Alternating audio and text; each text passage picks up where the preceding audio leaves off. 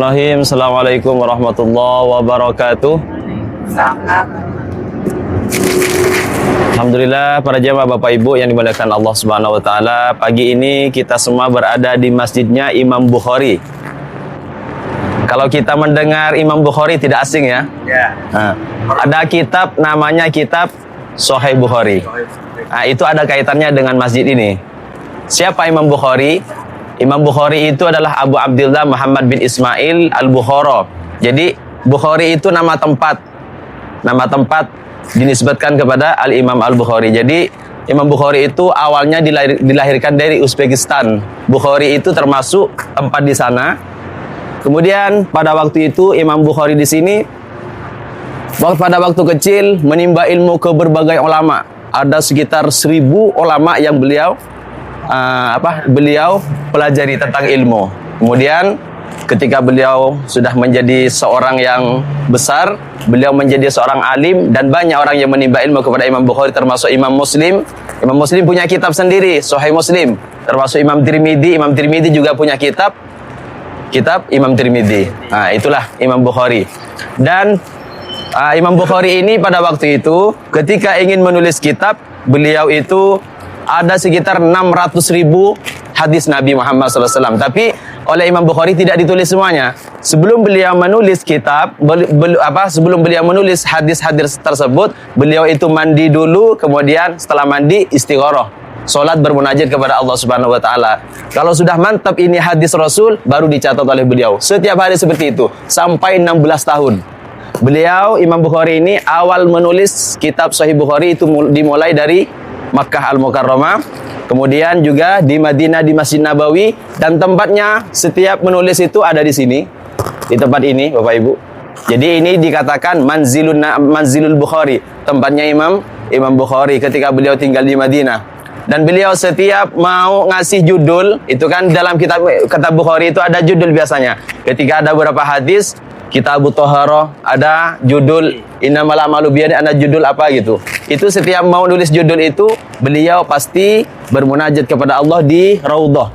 Tahu Raudhah semua? Yeah. Di Raudhah dan juga di makamnya baginda Nabi Muhammad sallallahu alaihi wasallam. Jadi ini dikenal dengan Masjid Imam Nabawi, Imam Masjid Bukhari, karena pada waktu itu Imam Bukhari ketika tempat di Madinah itu tinggal di sini.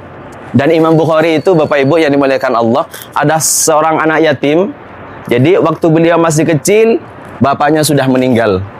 Tapi dengan ibunya yang sangat luar biasa, merawat dari kecil sampai dewasa, sehingga beliau menjadi orang alim. Banyak dari kalangan ulama ini ditinggal oleh ayahnya pada waktu kecil, termasuk baginda kita Nabi Muhammad SAW. Rasulullah ketika dikandung dalam perut ibu Siti Aminah, bapaknya sudah meninggal. Dan juga Imam Ahmad ketika waktu kecil, bapaknya sudah meninggal. Dan juga Imam Syafi'i pada waktu kecil, bapaknya sudah meninggal. Termasuk Imam Bukhari ketika beliau masih kecil, ayahnya sudah meninggal dunia. Jadi kalau kita menjadi seorang perempuan ditinggal oleh suami kita, insya Allah anak kita akan menjadi orang sukses seperti Al-Imam Al-Bukhari.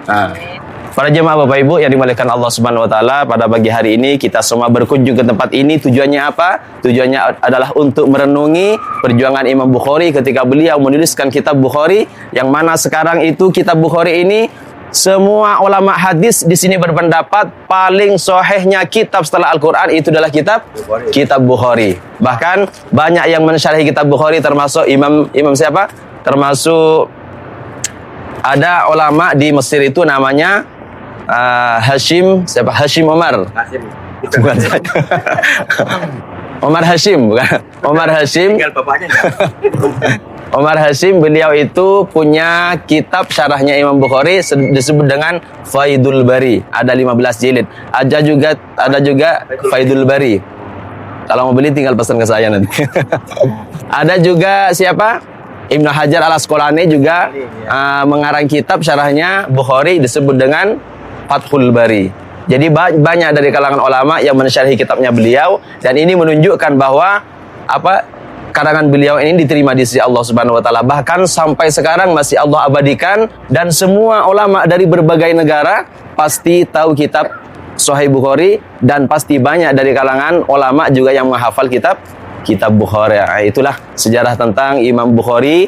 Alhamdulillah pagi ini kita semua sudah berkunjung ke sini, tapi kita tidak bisa masuk karena pintunya ditutup.